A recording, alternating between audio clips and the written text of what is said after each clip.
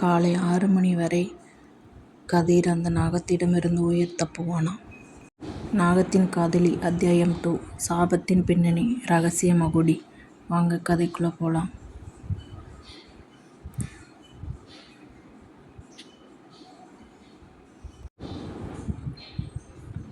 அறைக்குள் 10 அடி நாகப்பாம்பு சுருண்டு கிடந்தது. அந்த அசுர வடிவத்தின் பச்சை நிற கண்களில் இருந்து கண்ணீர் வழிவதை பார்த்ததும் கதிரின் பயம் அப்படியே உறைந்து போய் பரிதாபமாக மாறியது.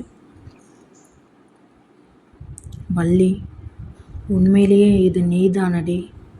உனக்கு என்னடி ஆச்சு என்று கதிர் மெதுவாக தன் கையை நீட்டினான். ஆனால் சுவரில் இருந்து கடிகாரத்தின் வினாடி முள் நகர நகர அந்த பாம்பின் கண்கள் திடீரென்று இரத்த சிவப்பாக மாறின. வள்ளியின் ஆன்மா மறைந்தது. அந்த நாகத்தின் கொடூரமான மிருகக்குணம் மேலோங்கியது.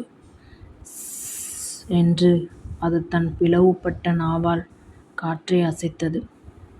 கதிரை நோக்கி அசுர வேகத்தில் பாய்ந்தது. கதிர் கடைசி நொடியில் பக்கவாட்டில் பாய்ந்து உயிர் தப்பினான். அந்த பாம்பு கதவின் மரத்தில் ஓங்கி முட்டியது. மரக்கதவு பிளந்தது.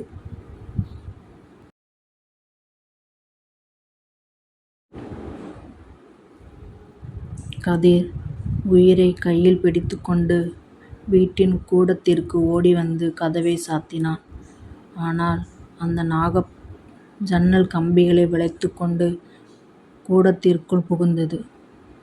மணி 1 மணி, 3 மணி, 5 மணி.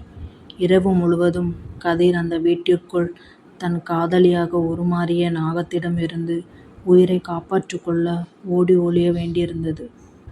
ஒரு பக்கத்தில் அவளை அடிக்கவும் மனமில்லை, மறுபக்கத்தில் தப்பிக்கவும் வழியில்லை. சரியாக காலை 5:59 மணி. கிழக்கே சூரியனின் முதல் ஒளிக்காற்று ஜன்னல் வழியே வீட்டின் மேல் விழுந்தது. கூடத்தில் சீறிக்கொண்டிருந்த அந்த நாகம் அலறியது.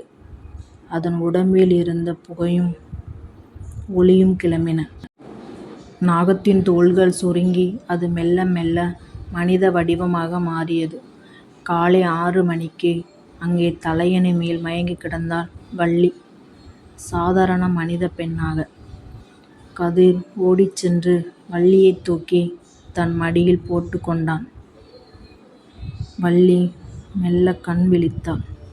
கதிரின் முகத்தில் இருந்த காயங்களையும் பயத்தையும் பார்த்து கதறி அழுதுவிட்டாள். கதிர், என்னை மன்னிச்சிடுங்க, நான் உங்களை கொன்னிருப்பேன்.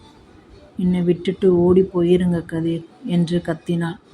முடியாதுடி, எதுவாயிருந்தாலும் சொல்லு. உனக்கு ஏன் இந்த நிலைமை என்று கதிர் பிடிவாதமாக கேட்டான். வள்ளி தன் கடந்த காலத்தை சொல்லத் தொடங்கினாள். கதிர், நான் பிறந்தது இந்த ஊர் இல்லை, பக்கத்தில் இருக்கிற நாகமங்கலம் கிராமம். எங்கள் குடும்பம் தலைமுறையாய் இந்த ஊர் நாகதேவதை கோவிலை பராமரிச்சுட்டு வந்தது. ஆனால் அந்த ஊர் பண்ணையார் துரைசிங்கம் கோவிலுக்கு அடியில் இருக்கும் பல கோடி மதிப்புள்ள நாகமாணிக்கத்தை அடைய ஆசைப்பட்டான். அந்த மாணிக்கத்தை தொடணும்னா கண்ணி கழியாத ஒரு பெண்ணோட ரத்தம் வேணும்னு ஒரு அகோரி சொன்னான். துரைசிங்கம் 5 வருஷத்துக்கு முன்னாடி என் குடும்பத்தையே கொன்னுட்டு என்னை அந்த நாகதேவதை பீடத்தில் வச்சு பலி கொடுக்க பார்த்தான். கதிர் அதிர்ச்சியில் உறைந்தான். ஆனால் அந்த நாகதேவதை என் உயிரை காப்பாற்ற தன் நாக சக்தியை என் உடம்புக்குள் செலுத்திச்சு. துரைசிங்கம் பயந்து ஓடினான். ஆனால் அந்த சக்தியால் தினமும் இரவு 10 மணியிலிருந்து காலை 6 மணி வரை என் உடம்பு நாகமாக மாறிடும். இந்த சாபத்தை தீர்க்க அந்த நாகமாணிக்கம் மட்டுமே வழி என்றாள் வள்ளி. கதிர் வள்ளியின் கையை பிடித்து, நான் உன்னை காப்பாற்ற வேண்டி அந்த நாகமாணிக்கத்தை எடுத்து உன் சாபத்தை அழிப்பேன் என்று சபதம் செய்தான். திடீரென்று கதிரின் வீட்டின் வெளிப்புற வாசல் கதவு மெதுவாக தட்டப்பட்டது. தக் தக் தக். பின்னலில் ஒரு மர்மமான மகுடியின் உறைய வைக்கும் இசை கேட்டது. கதிர் கதவைத் திறந்தான். அங்கே கையில் நாகப்பாம்பு பொறிக்கப்பட்ட இரும்புத் தடியோடு கொடூரமான புன்னகையுடன் நின்றிருந்தான் பண்ணையார் துரைசிங்கம். என்ன தம்பி, என் நாகமாணிக்கப் பேழை உன் வீட்டுலதான் ஒளிச்சு வச்சிருக்காளா என்று உரைக்கச் சிரித்தான். வள்ளியின் உயிரைக் குடிக்கத் துடிக்கும் அந்தக் கொடூரப் பண்ணையார் துரைசிங்கம் நாகமாணிக்கத்தைக் கைப்பற்றி தன் காதலியின் அசுர சாபத்தைக் கதிர் எப்படிப் போக்கப் போகிறான்?